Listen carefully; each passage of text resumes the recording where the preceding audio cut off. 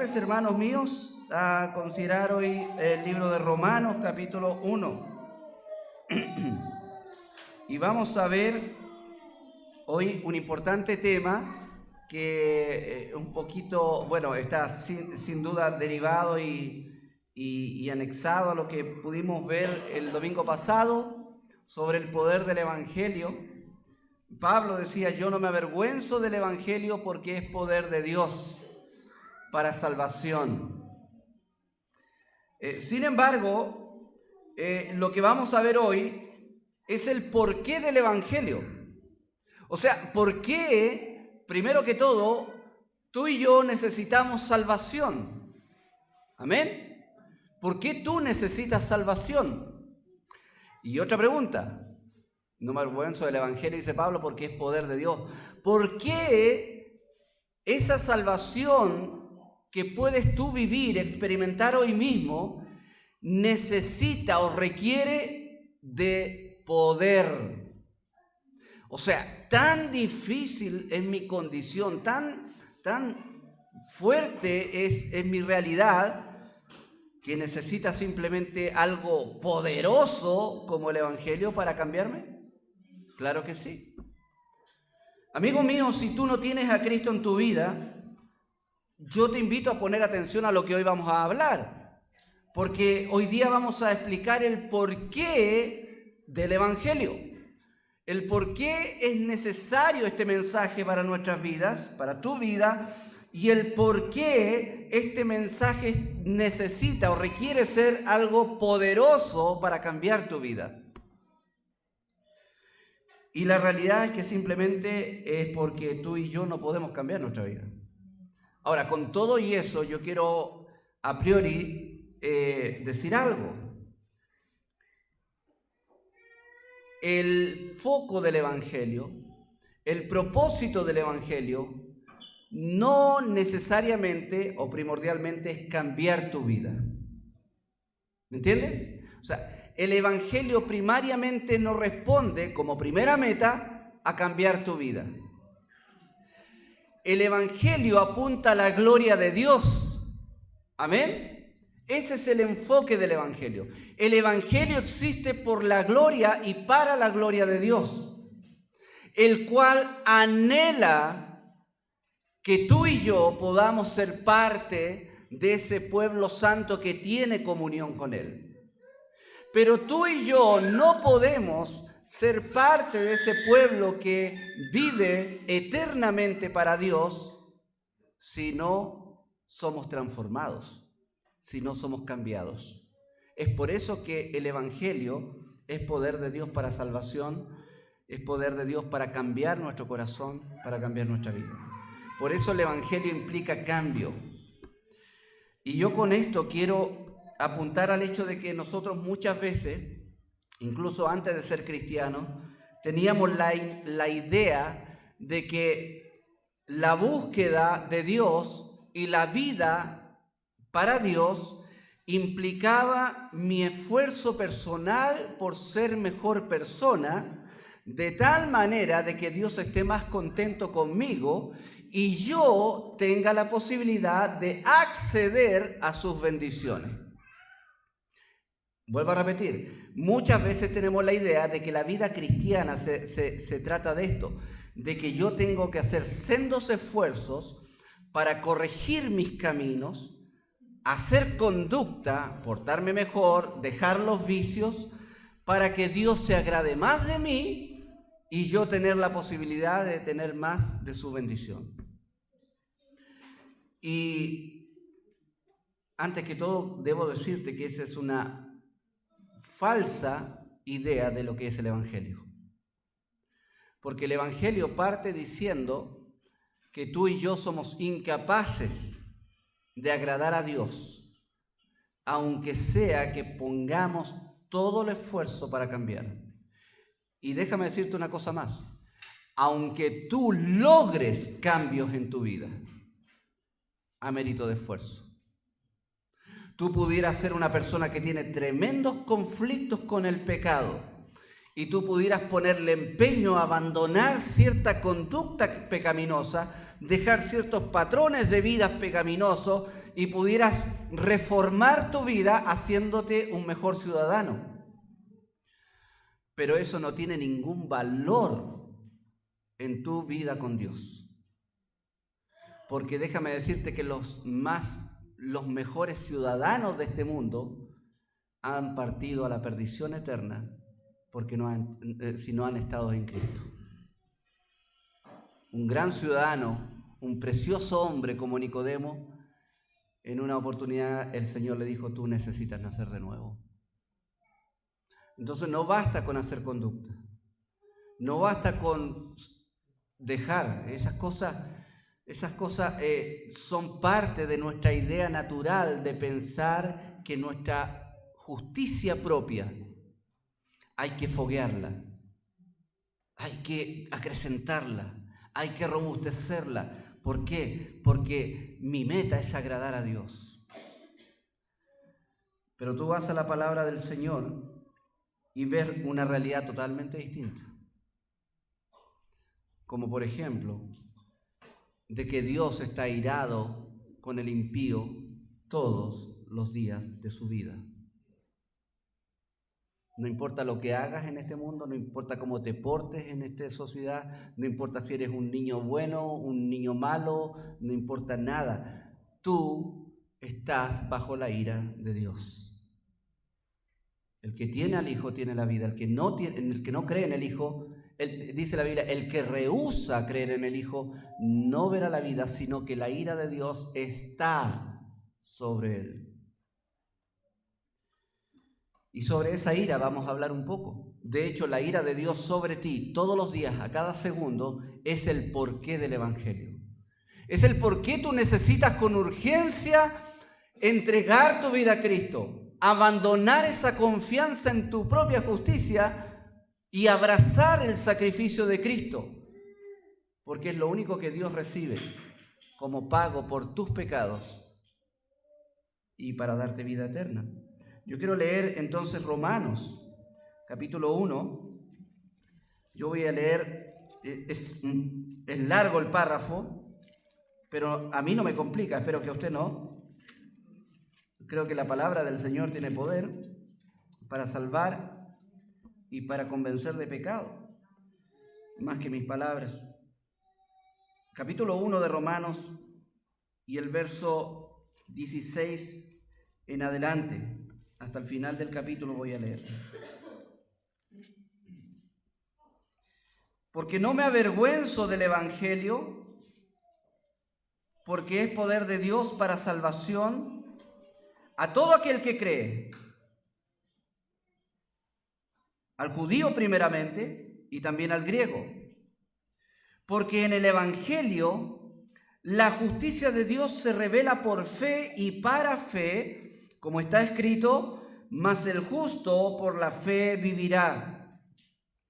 Porque la ira de Dios se revela desde el cielo contra toda impiedad e injusticia de los hombres que detienen con injusticia la verdad. Porque lo que de Dios se conoce les es manifiesto, pues Dios se lo manifestó. Porque las cosas invisibles de Él, su eterno poder y deidad, se hacen claramente visibles desde la creación del mundo, siendo entendidas por medio de las cosas hechas, de modo que no tienen excusa. Pues habiendo conocido a Dios, no le glorificaron como a Dios ni le dieron gracias, sino que se envanecieron en sus razonamientos y su necio corazón fue entenebrecido. Profesando ser sabios, se hicieron necios y cambiaron la gloria del Dios incorruptible en semejanza de imagen de hombre corruptible, de aves, de cuadrúpedos y de reptiles. Por lo cual, también Dios los entregó a la inmundicia en las concupiscencias de sus corazones, de modo que deshonraron entre sí sus propios cuerpos, ya que cambiaron la verdad de Dios por la mentira, honrando y dando culto a las criaturas antes que al Creador, el cual es bendito por los siglos. Amén. Por esto, Dios los entregó a pasiones vergonzosas, pues aún sus mujeres cambiaron el uso natural por el que es contra naturaleza, Y de igual modo también los hombres, dejando el uso natural de la mujer, se encendieron en su lascivia unos con otros, cometiendo hechos vergonzosos hombres con hombres y recibiendo en sí mismos la retribución debida a su extravío. Y como ellos no aprobaron tener en cuenta a Dios, Dios los entregó a una mente reprobada para hacer cosas que no convienen, estando atestados de toda injusticia, fornicación, perversidad, avaricia, maldad, llenos de envidia, homicidios, contiendas, engaños y malignidades, murmuradores, detractores, aborrecedores de Dios, injuriosos, soberbios, altivos, inventores de males, desobedientes a los padres, necios, desleales, sin afecto natural, implacables, sin misericordia, quienes habiendo entendido el juicio de Dios, que los que practican tales cosas son dignos de muerte, no solo las hacen, sino que también se complacen con los que las practican. Oremos. Amado Dios, en el nombre de Jesús, quiero, Padre, encomendar este espacio a ti, Señor, en tus manos, rogándote, Padre, que sea tu palabra, Señor, dando convicción de pecado a quien necesite de Cristo.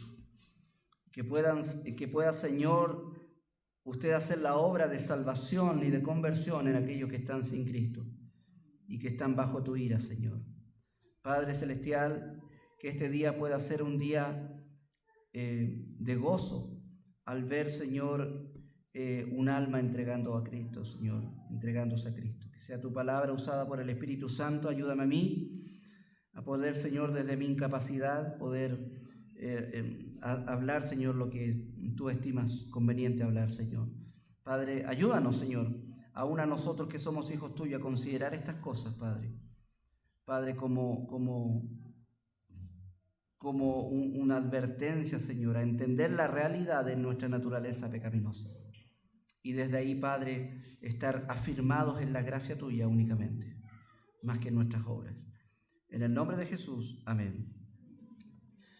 Bueno, lo que acabamos de leer da respuesta al título de este sermón. ¿Por qué el Evangelio?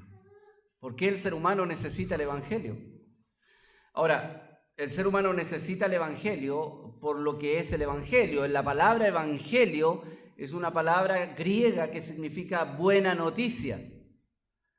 Y una buena noticia, responde a una mala situación.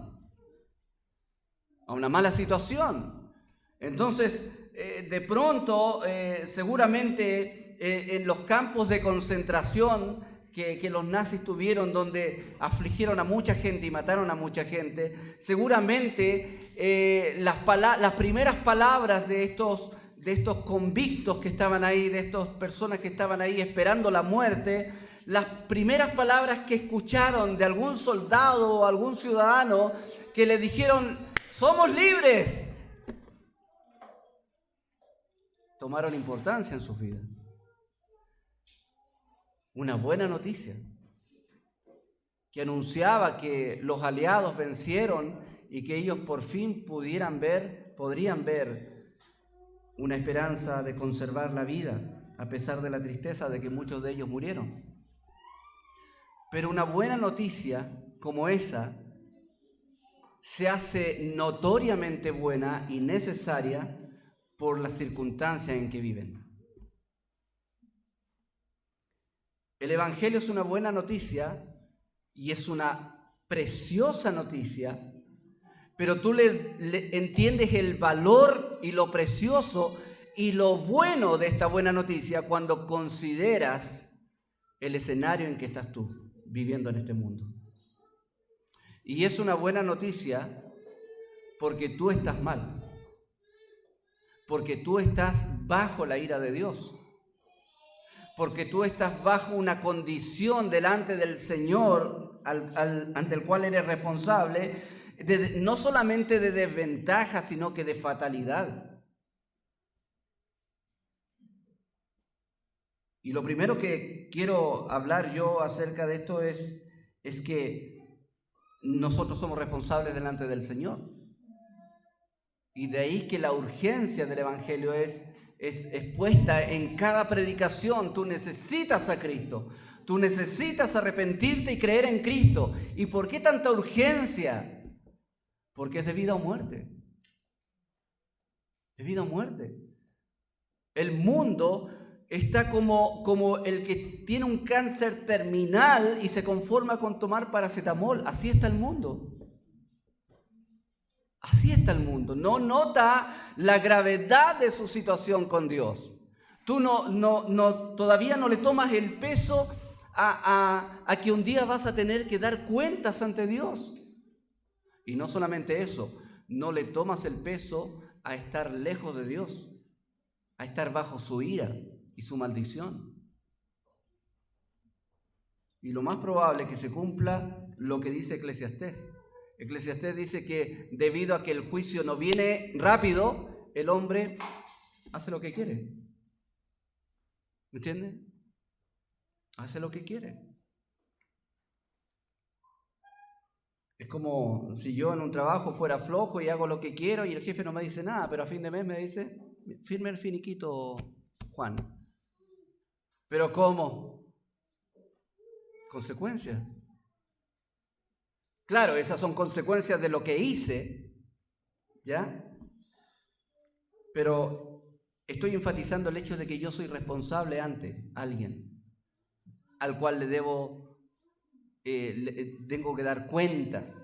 Soy responsable delante de mi jefe. Y si yo tengo un mes, ¿cierto? En una dinámica de trabajo donde realmente yo no amerito ser tenido ahí y ser recompensado con un sueldo, el jefe tiene toda la autoridad para echarme. Ahora, ¿qué cercano tiene esta en nuestra relación con Dios? Mucho.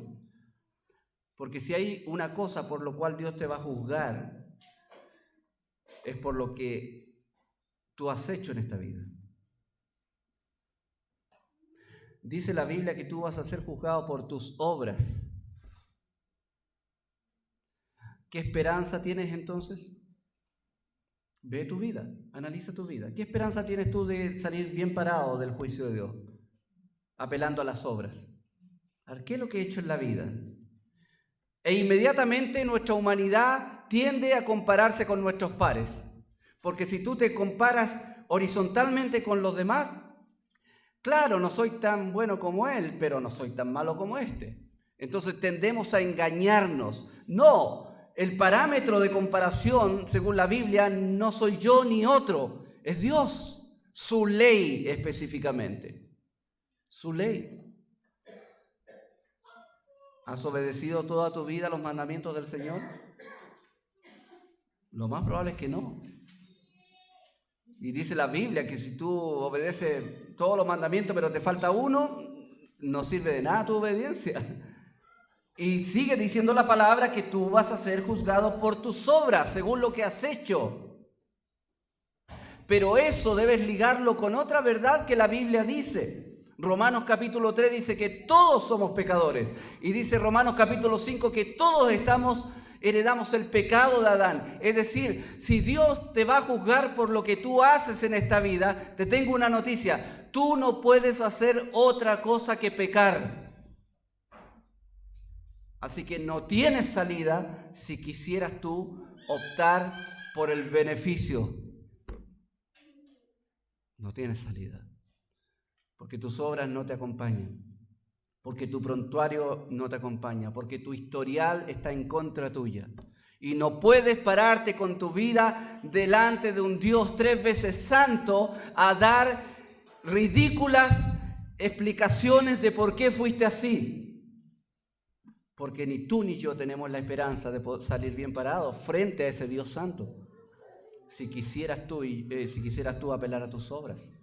Pero sigue estando esa realidad. Dios te va a juzgar por tus obras. Y tus obras siempre van a estar hechas en el marco del pecado. El asunto que yo quiero enfatizar y quiero que tú entiendas es que tú y yo somos responsables moralmente delante de Dios. Cada persona en este mundo es moral y espiritualmente responsable ante el Dios creador. Aunque tú tomes la decisión en esta vida de no reconocer a ese Dios, sigue siendo responsable. Como en el colegio. Oye, va a venir el profe, dejemos de hacer desorden. No estoy ni ahí con el profe. Tú puedes no reconocer, pero puede llegar el profe y puede mandarte a inspectoría, y en la inspectoría pueden suspenderte. Las consecuencias están. O sea, independiente de lo que tú pienses del profesor, eso no cambia tu responsabilidad frente a esa autoridad. No importa tu opinión, tu concepto y tu idea de Dios. De hecho, ni siquiera interesa en este escenario si tú aceptas su existencia o no. Somos responsables ante nuestro Creador. Somos responsables ante nuestro Creador. Yo no soy responsable ante el Creador, el supuesto Creador, podrías decir tú. Entonces, ¿ante quién eres responsable? ¿Cuál es tu marco de referencia? ¿Cuál es el parámetro al cual apuntas tú? ¿La sociedad? ¿Tu propia conciencia? No, hay un marco de referencia universal y ese es la ley de Dios. Por eso es que tú y yo debemos sentirnos y sabernos responsables delante de Él. La responsabilidad delante del Señor se desprende de lo que acabamos de leer. Dice el apóstol Pablo, verso 18, porque la ira de Dios se revela, dice, desde el cielo contra toda impiedad e injusticia de los hombres que detienen con injusticia la verdad. La ira de Dios se revela desde el cielo. ¿Qué quiere decir la palabra del Señor que la ira de Dios se revela desde el cielo contra todos nosotros? Esa palabra se revela significa se deja ver, se manifiesta. Y esto es súper importante porque vemos que Dios no está indiferente a lo que vivimos. Y ahí está la pregunta que siempre cada persona en este mundo pudiera tener. ¿Por qué hay tanta calamidad, tanta injusticia, tanta miseria, tanta pobreza, tanto de todo, y Dios no hace nada? Y como que Dios no hace nada. Y ese, amigo mío, eso es una pseudo justicia. ¿Entiendes? Es una pseudo justicia. Y es una hipocresía terrible, porque es increíble cómo llevamos miles de años de historia en la humanidad, donde tenemos todo un conocimiento de la historia de la humanidad y donde en cada etapa de la historia de la humanidad es absolutamente evidente de que el ser humano jamás ha podido lograr una sociedad justa en este mundo y siguen mirando al cielo y culpando a Dios. Todas las miserias a nuestro alrededor, todos los abusos de niños, toda la injusticia social, todo lo malo proviene del corazón nuestro que ha hecho de este mundo creado principalmente a la perfección por Dios. Pero dice en la Biblia que nosotros buscamos todas las perversidades. El mundo está como está porque el ser humano lo hace así. ¿Y por qué lo hace así? ¿Por qué el ser humano lo hace, tiene hecho digamos, miseria este mundo? Vamos a ver eso ahora. Pero no está así este mundo por culpa de Dios. Todo lo contrario, la Biblia dice que la ira de Dios. Y nota esta palabra. No dice la ira de Dios se revelará. Dice la ira de Dios se revela. Cada día Dios revela su ira a este mundo.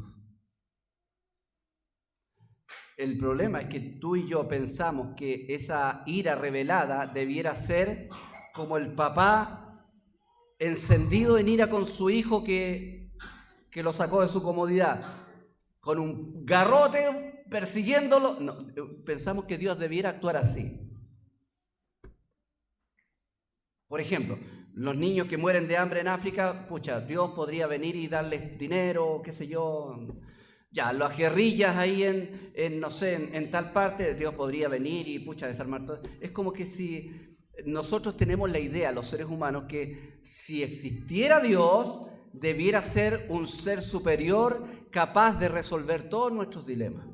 Es decir, el concepto que tú y yo muchas veces tenemos de ese Dios es un Dios al servicio de la humanidad.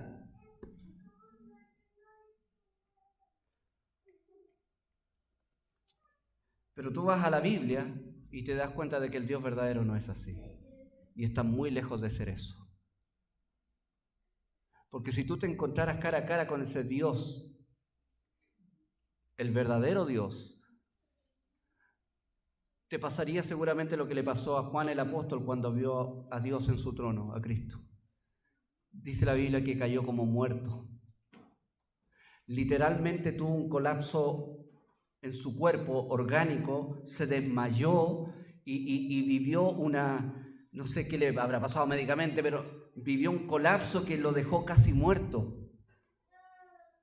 No sé si te ha pasado a ti que cuando te desvanece y te quedas sin fuerza porque, no sé, llevas 4 semanas ayunando, no sé si ayunas 4 semanas, pero ese desvanecimiento sin fuerza y como que te vas a morir, es una situación de agonía. Esa es la situación en que Juan se vio cuando vio algo de ese Dios majestuoso. Entonces Dios no es tan así. Dios no es como lo pinta Disney ni Hollywood. Dios no es un genio de la lámpara maravillosa que está aquí para cumplir los deseos de quien se lo pida. Dios no es un solucionador de problemas. Dios no es una superinteligencia artificial. No es eso. Dios es Dios. Es un ser que tiene la autoridad suprema sobre todas las cosas. Es soberano. Que Él dice y se hace. Y que si algo determina Él, no hay nada que pueda retractar su determinación. Y que es tan santo que el tipo que tenga la mejor conducta en este mundo sería una vergüenza delante de Él. Él es santísimo.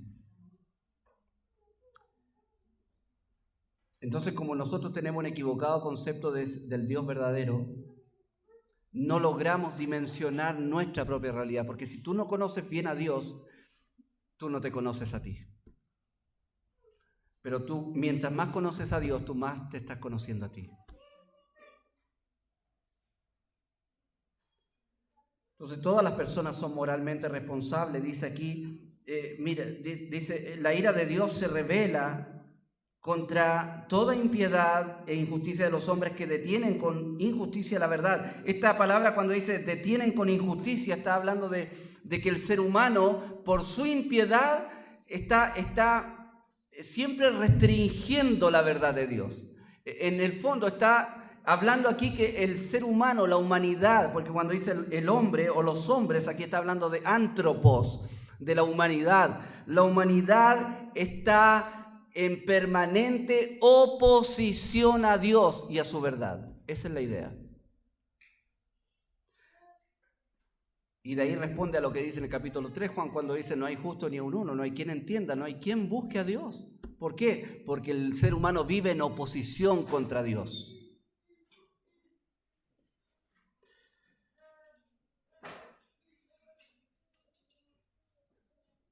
¿Y por qué Dios nos demanda responsabilidad frente a Él? Bueno, verso 19 lo dice. Porque lo que de Dios se conoce, ¿qué dice? Les es manifiesto, pues Dios se lo manifestó. Dios no es un ser alejado como los deístas piensan, ¿cierto? Que Dios, sí, existe un Dios, dicen ellos, pero Él creó el mundo, al hombre y después se fue.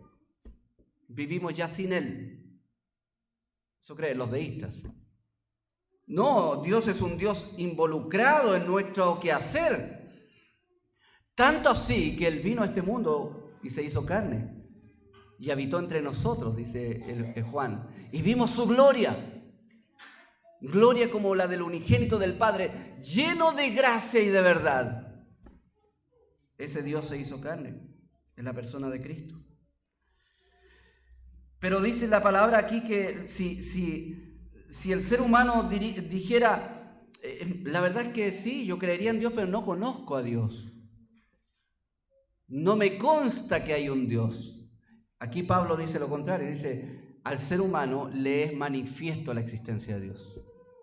¿Por qué? Porque Dios se lo manifestó. ¿Cuándo? Mira lo que dice el verso 20. Porque las cosas invisibles de Él, Dios es invisible, su eterno poder y divinidad. ¿Cómo es Él? Invisible. Pero mira lo que dice. Todo lo que Él es se hace claramente visible. ¿Dios es invisible? ¿Lo puedes ver? No. ¿Pero qué dice el apóstol? Pero Dios se preocupó de darse a conocer, de mostrarse, de evidenciarse, de hacerse claramente visible. ¿A través de qué? Mire, a través de la creación. Desde la creación del mundo, siendo entendidas ¿qué cosas? Su poder y deidad, su existencia. Yo puedo entender que existe un Dios a través de mi contemplación, no mística, sino que mi contemplación, el ver la creación, siendo entendida por medio de las cosas hechas. En palabras simples, amigo, amiga, tú dándote cuenta de esta creación, de la perfección y la grandeza y el diseño lleno de propósito y armonía de esta creación, tú debieras llegar a la conclusión en tu corazón de que existe un creador. Es por eso que el apóstol dice, de modo que no tienen excusa. ¿Excusa de qué? De que es que yo nunca conocí a Dios. Entonces, cuando tú tengas que dar cuenta delante de Dios, tú no puedes decir que yo no sabía que existías. Aquí Pablo está diciendo lo contrario. Tú debieras darte cuenta o debieras asumir en tu conciencia de que existe un Dios creador, solamente poniendo atención en la creación. Y la idea es esta: si existe un Dios creador, entonces tú y yo somos criaturas de Él y somos responsables ante Él. Somos responsables delante de Él. Entonces el ser humano no tiene excusa de no conocer a Dios. No, el ser humano ha conocido a Dios. Ha conocido a Dios. Por eso, recuerdo las palabras del pastor Sujé Michelén, que él dice, el ateísmo no es una creencia a la cual llegan ellos por la evidencia, no. Realmente ellos son hipócritas, son deshonestos intelectualmente. Ellos no sopesan las evidencias, simplemente las niegan y se quedan con la idea de que Dios no existe. Aunque hayan evidencia, no les interesa la evidencia. Y realmente la mayoría de las situaciones, creo yo, que más que personas que no creen en Dios son personas que abiertamente odian a Dios.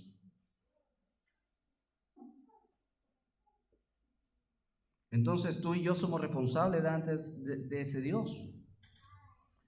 Ahora, ¿hacia dónde se orientó el ser humano después de la caída, después de rebelarse contra Dios? Bueno, él no retornó a Dios. Es decir, cuando Adán y Eva pecaron y nos metieron a toda la raza humana en la miseria de las consecuencias de ese pecado, la humanidad no es que quedó en una situación de decir, wow, hoy que perdí harto aquí, voy a retornar a Dios. No, el ser humano en vez de retornar a Dios y arrepentirse, cayó en una incapacidad de su voluntad tan terrible que en vez de buscarlo, se alejó. Mire lo que dice el verso 21. Pues habiendo conocido a Dios, ¿qué dice? No le glorificaron como a Dios, ni le dieron gracias. De hecho, entre paréntesis, debido a este versículo, es que yo creo que la acción de gracia es tan importante. Es porque una de las situaciones en las cuales cayó y la ve como grave el apóstol Pablo es que no solamente dice que la humanidad no le glorificó, sino que tampoco le dio gracias. Es decir, hermanos míos, nosotros existimos para la gloria de Dios y para vivir en una gratitud eterna hacia ese Dios. Pero no le glorificaron como a Dios ni le dieron gracias. Así es el ser humano. Habiendo conocido a Dios.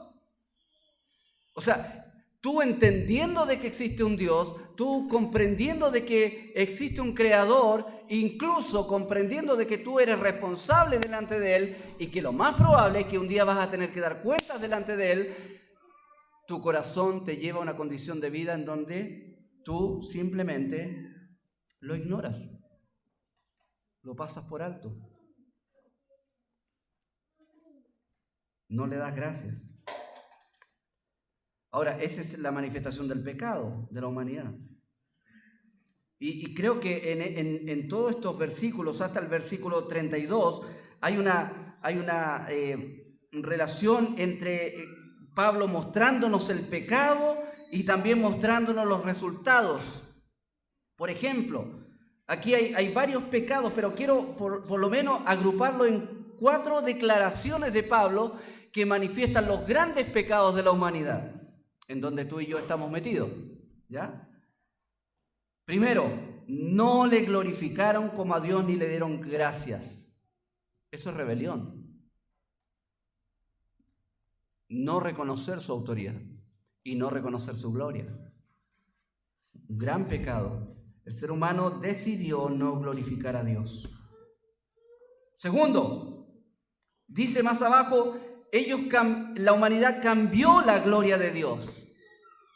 En vez de vivir en adoración a ese Dios eterno e invisible, dice, cambiaron la gloria de Dios, verso 23, de ese Dios incorruptible y decidieron hacerse imágenes de hombres, de animales, de cuadrúpedos, y ahí tienes toda la religiosidad del mundo. Y tú vas a las selvas amazónicas y ¿sabes lo que vas a encontrar? Una tribu seguramente que jamás ha tenido contacto con la civilización, pero hay una cosa segura que vas a encontrar en esa tribu, que nunca ha tenido contacto con la civilización: religión. Religión. ¿Y en qué se basa esa religión? En la adoración de algún elemento de la creación. El sol, la luna, un animal, una piedra, algo, pero no al Dios creador. Y si tienen por ahí un Dios creador, es parte de un panteón tremendamente grande de otros dioses también. Pero el ser humano está perdido. Aunque él pueda de alguna manera tener una inclinación religiosa y una búsqueda religiosa, siempre esa búsqueda religiosa está en el escenario del pecado y de esta lejanía del Dios verdadero. Cambiaron la gloria de Dios y se volvieron ¿a qué? A la idolatría. Nosotros somos idólatras. Nuestro corazón, como dijo Calvino, es una fábrica de ídolos. Tú abandonas un ídolo y ahí está esperando el otro en la fila.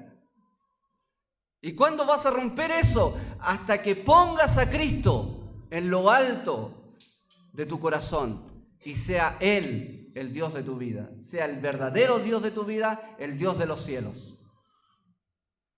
No te harás dioses ajenos, no tendrás dioses ajenos delante de mí. Dios no quiere competencia en tu corazón. Y la idolatría es competencia contra Dios. Otra cosa que denota el pecado de la humanidad. Verso 25. Cambiaron la verdad de Dios por la mentira.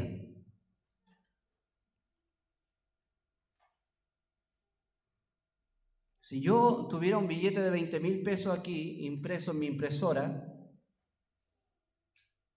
y en vez de Andrés Bellos está el Pato Donald,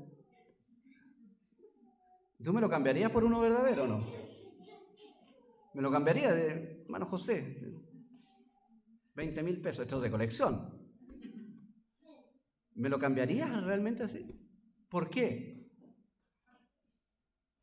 ¿Cierto? Porque es torpe. A veces caemos, ¿cierto? En los negocios ahí hay un Manacaro, no sé si tiene algún billete falso ahí en la caja, que es falso. Caemos a veces. Pero sabemos que cuando algo es evidentemente mentira, no vamos a menos que seamos un poco torpes en nuestra manera de pensar y caigamos. Lo cual me ha pasado a mí un par de veces en la vida y seguramente nos ha pasado a varios. Caímos. Pero aquí vemos ese cuadro. Pero no vemos un cuadro en donde el hombre es dubitativo respecto a eso, sino que decididamente decidió el ser humano cambiar la verdad de Dios por la mentira. Y ahí tienes hoy día la sociedad creyendo una montonera de mentiras, sin evidencias, y rechaza abiertamente la verdad de Dios, aunque tú le muestres todas estas evidencias. ¿Y por qué el ser humano tiene esa facilidad de rechazar la verdad de Dios y abrazar la mentira? El problema está en tu corazón, en mi corazón. El ser humano está inclinado hacia el mal. Otra muestra, esa es la obstinación del corazón. Otra muestra del pecado de la humanidad. Verso 28. Dice, ellos no aprobaron tener en cuenta a Dios. ¿Qué hizo la humanidad? Dijo, Dios,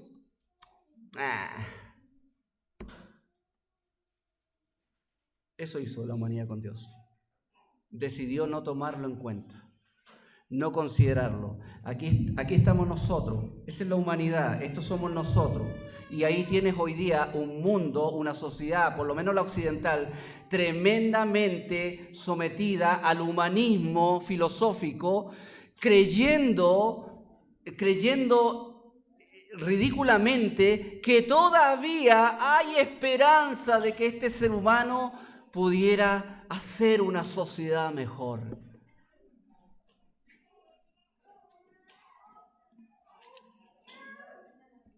¿Y por qué el humano se ha esforzado a eso? Y todavía sigue empeñado. Es porque el ser humano decidió no tomar en cuenta a Dios. Y hoy día hay expresiones concretas de eso. Fuera Biblia de los colegios, fuera 10 mandamientos, fuera clases de religión donde se enseñe la Biblia, fuera. No se puede hablar de eso, fuera. El ser humano hoy ha decidido no tomar en cuenta a Dios. Así que Dios fuera.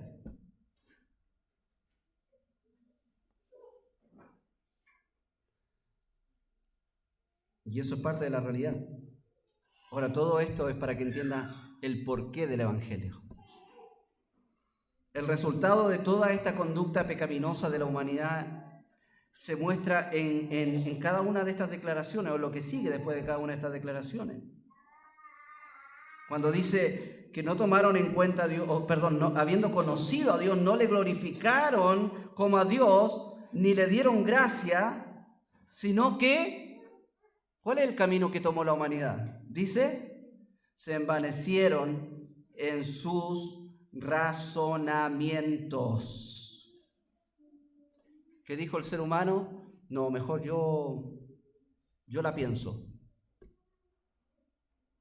Ahí está Dios revelando su verdad y el ser humano, ¿qué dijo? Mejor yo saco mis propias conclusiones. Mejor yo defino mis propios conceptos. Mejor yo defino mi estilo de vida, defino eso. Yo definiré qué es bueno y qué es malo, dijo el ser humano. No, esto es bueno. Y ahí está Isaías diciéndonos, Dios a través de Isaías, hablando de la sociedad de sus tiempos, y por qué no decirlo también de la nuestra, a lo que a lo bueno dicen malo y a lo malo bueno. ¿Por qué el ser humano llega al punto de entender que algo malo es bueno? ¿Por qué llega a ese punto? Porque lamentablemente el ser humano decidió dejarse guiar por su propio razonamiento. ¿Y cuál es el problema de su propio razonamiento? Bueno, ahí lo dice, verso 21 al final. El problema es que su necio corazón fue entenebrecido. ¿Ha tratado en el campo usted de buscar algo que se le perdió en una cajonera llena de cosas con la luz cortada y sin vela? Así está el mundo, a tientas, tratando de hacer cosas. Tratando de hacer cosas. El corazón del ser humano, dice aquí Pablo, está entenebrecido. Es exactamente lo que replica en otra carta cuando dice que el Dios de este mundo, de este siglo, ha cegado el entendimiento. Y la vida espiritual de este mundo es descrita en la Biblia como una vida en las tinieblas.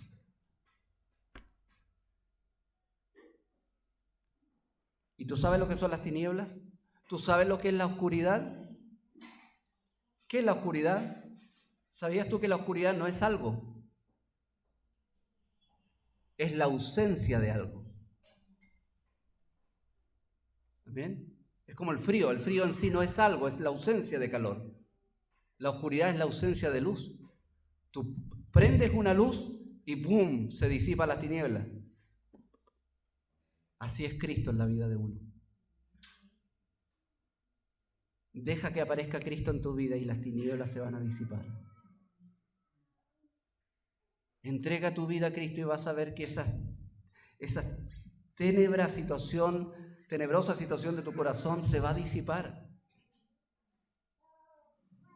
Entonces, la condición en la cual estamos es que estamos en tinieblas y en un razonamiento absolutamente muerto. Estamos muertos espiritualmente.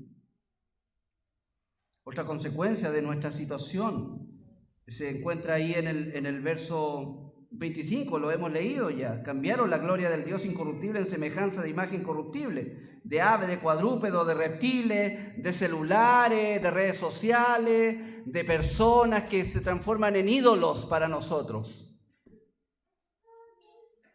Todo puedes tú convertirlo en un ídolo, hasta tu descanso, hasta tu comodidad, tu lujo, el dinero, todo. Tu esposo, tu esposa se puede convertir en un ídolo que puede manejar tu vida. Porque somos así, estamos en una situación somos idólatras.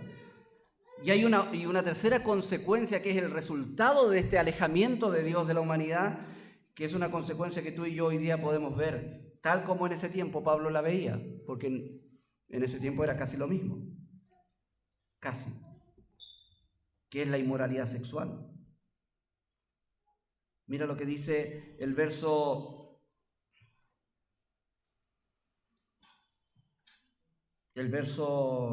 24, por lo cual también Dios, por el hecho de que ellos cambiaron la gloria de Dios y mejor adoraron a las criaturas en vez del Creador, debido a eso, dice, Dios los entregó. ¿A qué?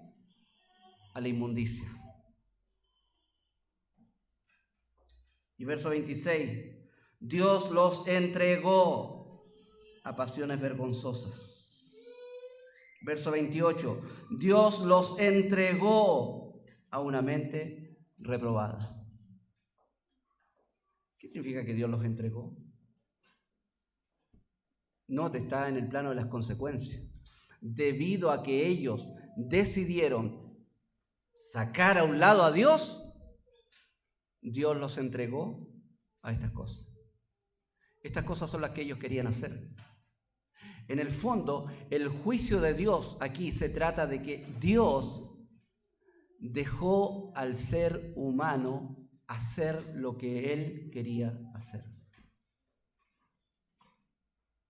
Y amigo, amiga, no hay peor juicio que Dios te deje hacer lo que tú quieres. El peor juicio de Dios en tu vida es que Dios te deje hacer lo que tú quieras. Porque ¿sabes qué? Tal como aquí lo describe, Dios te deja. Con la posibilidad, no la posibilidad, ni siquiera el riesgo, con la seguridad de experimentar todas las consecuencias de esa decisión tuya. Es como si tú tuvieras agarrado a tu hijo en la carretera y tu hijo quiere cruzar y tú lo tienes ahí y tú dijeras, wow, y tú lo sueltas ya y se cruza. Nuestro corazón es como la pasión de ese niño. No mide las consecuencias, no entiende dónde está parado, no entiende el peligro, pero algo le impulsa a ir, y así somos. Y el ser humano, algo le impulsaba a hacer su voluntad, a sacar de lado a Dios, a ir donde él quería ir, a desbandarse con su vida. ¿Y sabe lo que Dios hizo con el ser humano? Lo dejó, lo entregó. De tal manera que, dice la Biblia, sino que se envanecieron en su razonamiento, eso lo vimos, dice, Dios los entregó a la inmundicia, en las concupiscencias de sus corazones. ¿Qué decía el verso 21? Su necio corazón fue entenebrecido.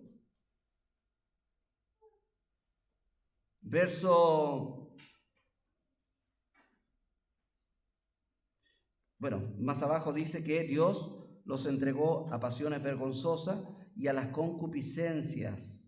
Esa es la palabra que ocupa ahí, de sus corazones. Un corazón entenebrecido, un corazón lleno de concupiscencia, del deseo del pecado. El problema está en tu corazón, ¿ya? El problema no es la sociedad, el problema no son las leyes que ahora aceptan tantas cosas. No, el problema, esas son consecuencias. Pero el problema está en nuestro corazón. El problema está en tu corazón.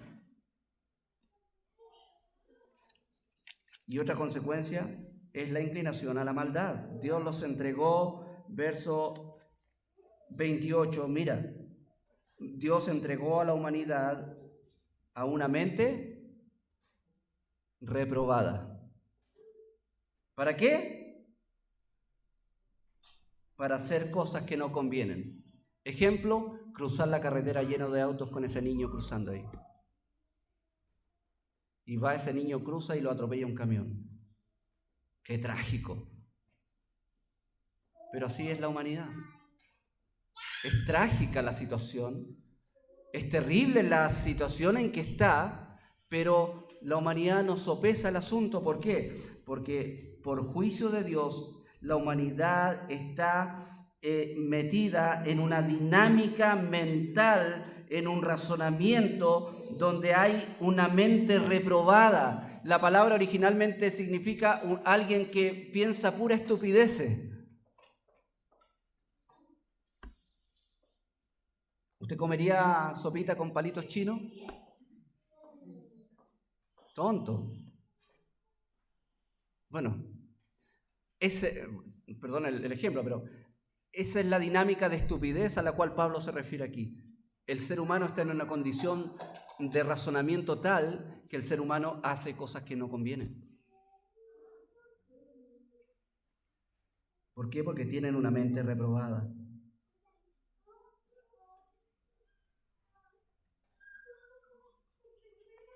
Otra verdad, cada persona en este mundo está sumida en una realidad inevitable. Hay una realidad inevitable que tú no puedes evitar por ninguna manera. No puedes evitarlo. Y esa realidad inevitable tiene que ver con tu situación delante de Dios. La ira de Dios se revela desde el cielo contra toda impiedad e injusticia de los hombres. Es inevitable que tú recibas la ira de Dios, el juicio de Dios. Es inevitable que tú tengas que un día dar cuentas a Dios. Es inevitable que tú seas llevado en esta vida movilizado por tu pecado. Es inevitable que vivas en una esclavitud de tu pecado. Es inevitable que puedas dejar de hacer lo malo. Es inevitable dejar de pecar. Entonces es inevitable ser una persona buena. O sea, no ser una persona buena, es inevitable ser pecador. Es inevitable vivir bajo la condenación. Es inevitable la ira de Dios. Es inevitable el infierno. Es inevitable desde tu propia capacidad. Sin embargo, y ahí está el porqué del Evangelio, sin embargo, Dios provee la salida. ¿Amén? ¿Cuál es esa realidad inevitable? Bueno, el resultado de todo esto se muestra en los versículos 29 en adelante, cuando dice que la humanidad está en tal situación de una mente reprobada y que hace cosas que no convienen, que mira, esta es la descripción que tiene la humanidad. ¿Cómo está la humanidad hoy en día? Linda, ¿cierto? Todos paz y amor. No, la realidad de la humanidad es la que describe el versículo 29, 30, 31 y 32. Dice esto: la humanidad está atestada. ¿Sabe lo que significa atestada? Llena, colmada. ¿De qué? De amor, comprensión, solidaridad, por una humanidad más solidaria. ¿Ya? Creemos en la gente. ¿Ya? Sigue tu corazón. Miren los consejos. No sigas tu corazón. Porque el ser humano ha seguido su corazón y ha convertido a la humanidad en esto. Mire, atestados de qué? De toda injusticia. ¿Por qué hay tanta injusticia y Dios no hace nada? Bueno, échenle la culpa al hombre. Mire su propia vida. ¿Es justo usted? ¿Por qué en este mundo no hay solidaridad? Bueno, comparta su sueldo. No, porque somos así. Somos así. Dice que la humanidad está atestada de toda injusticia, fornicación, que eso es inmoralidad sexual, perversidad, avaricia, los grandes poderes de este mundo, por ese hambre de poder y de riqueza, son capaces de sumergir a esta sociedad en la miseria moral. Los grandes poderes de este mundo muchas veces están detrás de todo eso. Maldad, eso significa malignidad, esa tendencia a hacer maldad en todo sentido. Pero no solamente estas cosas groseras, llenos de envidia, homicidios, contiendas, engaños, malignidades, murmuradores, detractores, significa esto, que siempre están en contra, aborrecedores de Dios, injuriosos. Injuriosos son los que son capaces de o maldecir o decir mentiras con tal de obtener lo que ellos quieren. Soberbios, altivos, inventores de males, desobedientes a los padres, necios, desleales, sin afecto natural, implacable, sin misericordia. Oye, ¿cómo esa persona pudo hacer eso y no se le dio nada? Hay terribles casos. ¿Cómo llegó a eso? El pecado. El pecado. Quienes habiendo entendido, mire aquí, que el juicio de Dios, quienes habiendo entendido el juicio de Dios, que los que practican tales cosas son dignos de muerte, no solo las hacen, sino que también se complacen con los que las practican. ¿Sabe qué? El pecador, en otras palabras está diciendo Pablo aquí, el ser humano pecador es capaz de entender que estas cosas son malas, pero igual las tolera.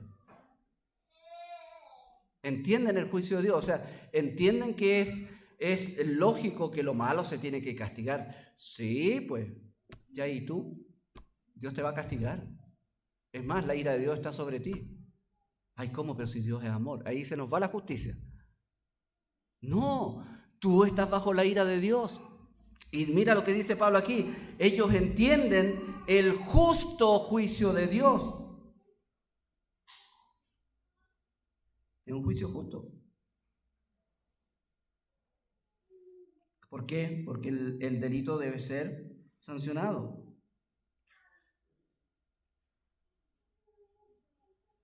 Pero tal como dice el capítulo 2, aquello que nosotros condenamos, nosotros mismos lo hacemos. En el fondo, capítulo 3 nos resume, ¿cierto? Todos ya no tenemos escapatoria. Todos estamos bajo esta situación. Cada persona en este mundo puede ser expuesta al único camino también hacia la libertad y la salvación. Todos somos pecadores, todos estamos bajo el juicio de Dios, todos estamos bajo la ira de Dios. Pero hay una preciosa verdad, que tú hoy día mismo puedes estar y estás expuesto al único camino para salir de ahí. Al único camino hacia la verdadera libertad y la salvación. Y para eso voy a leer un par de textos que están en Romanos capítulo 6, versos 17 y 18, dice lo siguiente. Pero gracias a Dios. ¿A quién debemos darle gracias por salir de ahí? A Dios, no a mí. No es qué buena decisión que tomé en la vida. No, gracias a Dios. Que Él apareció en mi camino. Dice, pero gracias a Dios que aunque ustedes eran esclavos del pecado, porque así vivimos sin Cristo, se hicieron obedientes de corazón a aquella forma de doctrina a la cual fueron entregados. Mire, ¿a qué fueron entregados los rebeldes, la humanidad rebelde? Fueron entregados a sus propios anhelos, a sus propios deseos, a su propio pecado. Pero cuando tú miras a Cristo, o cuando Dios te saca, te liberta, Dios te entrega el Evangelio.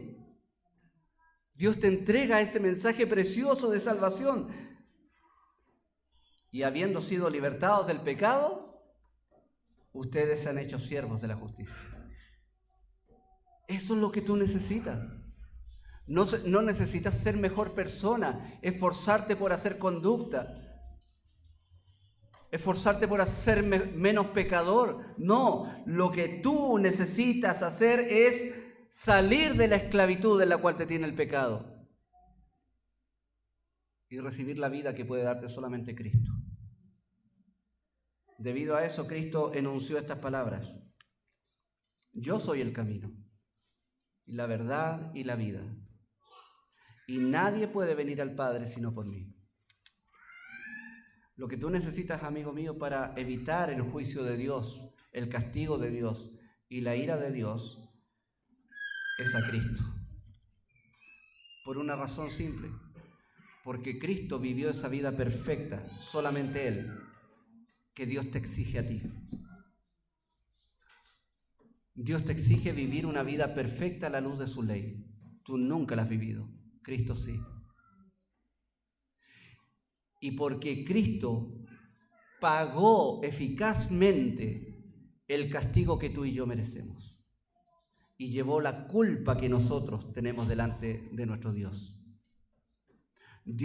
Cristo asumió la culpa y el castigo que nosotros merecemos.